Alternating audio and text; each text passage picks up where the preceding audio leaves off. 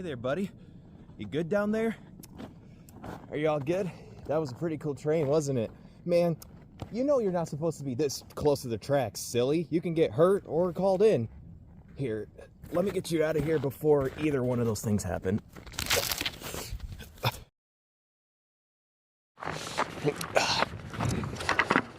All right.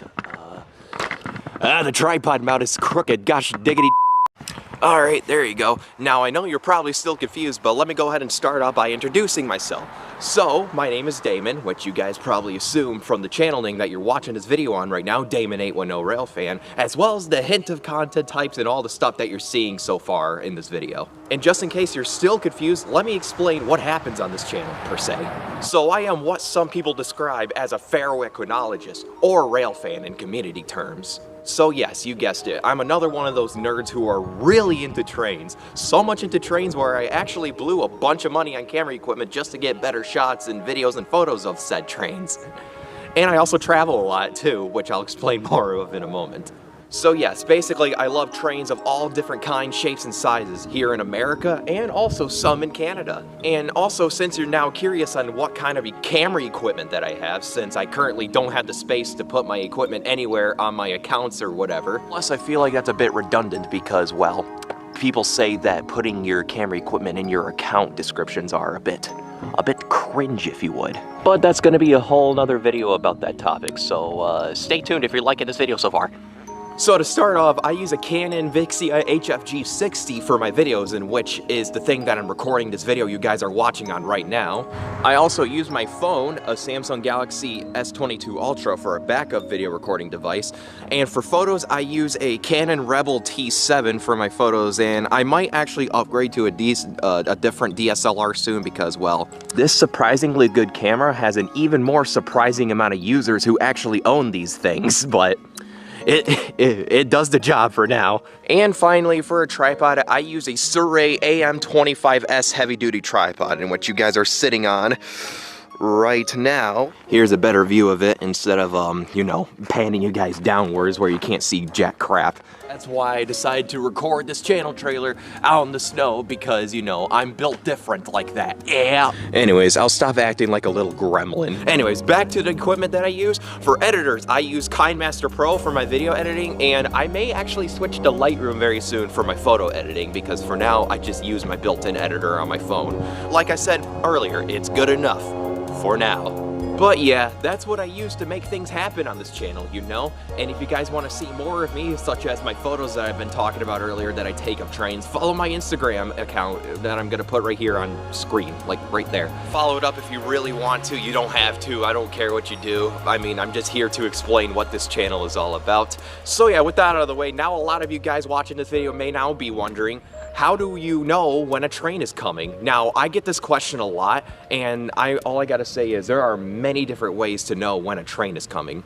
So one good way to tell when certain trains are coming is to, one, have some buddies who work for the railroad, or have some buddies who are close with people who work for the railroad. And I'll tell you what, that's probably the best way to tell when trains are coming, when, you know, you're looking for something certain, like, you know, a heritage unit or some cool locomotive or whatever. Another way to tell when a train is coming is having electronic sources such as ATCS monitor and a scanner, in which I brought neither of those things. So basically, ATCS monitor is like a little layout that has, you know, the entire subdivision that you're railfanning on laid out on a computer screen, which sadly those monitors are now going away because railroads are now switching to ITCM or satellite or whatever. You know, dispatchers are getting more advanced. Even though ATCS has advanced in its name, but they're getting more advanced now.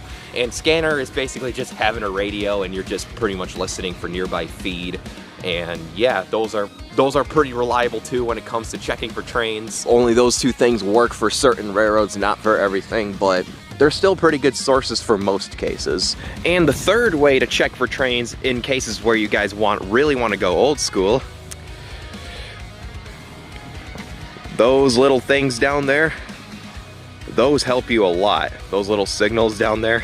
Yeah, by those little colorful things, those will definitely help you when it comes to looking for trains. And to explain them as simply as possible, what these mean for trains is red means stop, obviously, yellow means go slow, and green means give her the beans. There's a lot of different other signal aspects on the railroad that I have not explained the names and meanings of, but that's all I need to know for now in terms of searching for those large metal things on the rails. Okay, now since I've explained the equipment aspect of this channel, now let's go ahead and talk about certain railroad subdivisions that you'll see on this channel. So the first subdivision, which is the one that I'm standing right next to right here, is the Canadian National Flint subdivision, which is CN's main network for trains between Chicago, Illinois, and Port Huron, Michigan. This line is a big one that extends all across Michigan and some parts of Indiana, even though it's called the South Bend sub there, but still, it's the same line.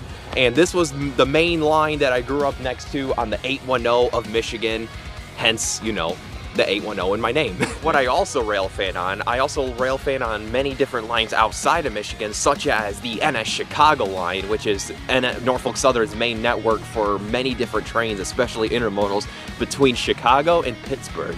And that line, man, I really love it. It gets like 50 trains per day. It's quite an awesome line, and I made tons of videos on it, and I'm planning on making more videos on it in the future. So you guys may tell by now that I absolutely love traveling in the 12 years that I've been railfanning and 8 years on YouTube. And I guess this brings me to my next piece of equipment that I use on this channel, the car that I travel with. Yes, sir. So this is the vehicle that I use to travel with and pretty much make all my videos with possible. My beaten up 2009 Chevy Impala named Vlad the Impolinator. As crappy as Vlad may look, he's an absolute powerhouse. Even with 326,475 miles, he is still trucking along.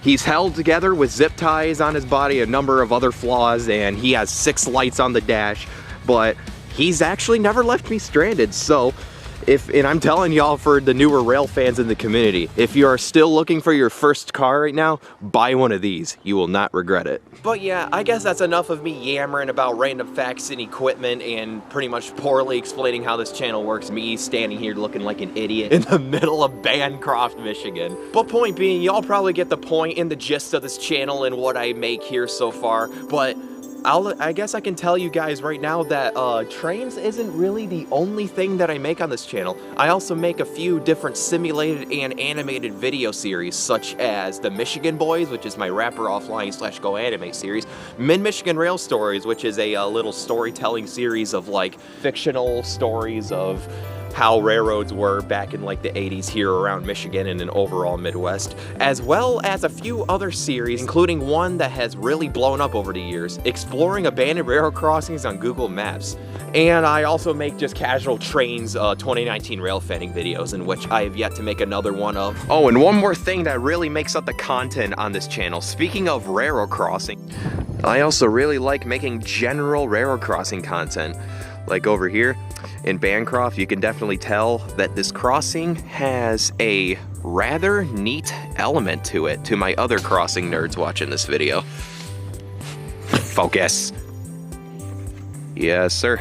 Yeah, I know, I'm aware already. I'm a nerd. But I guess point being, by now, I hope you guys can see that I just try to use my E-regulated nerdiness to make good content for y'all. And as of when this video is made, I am still experimenting on what kind of videos I'm gonna be making on this channel, such as like narrated railfanning videos, in which some of you guys may seem to be enjoying so far, as well as like telling railfan stories. It's mainly just an endless experience of, you know, what you guys enjoy versus what I can make. But yeah, that's all I got for now. If you guys really liking the content so far, if you guys like trains, make sure to hit that like button and that subscribe button if you guys have time. But for now, I hope to see you guys trackside. With that said, over and out.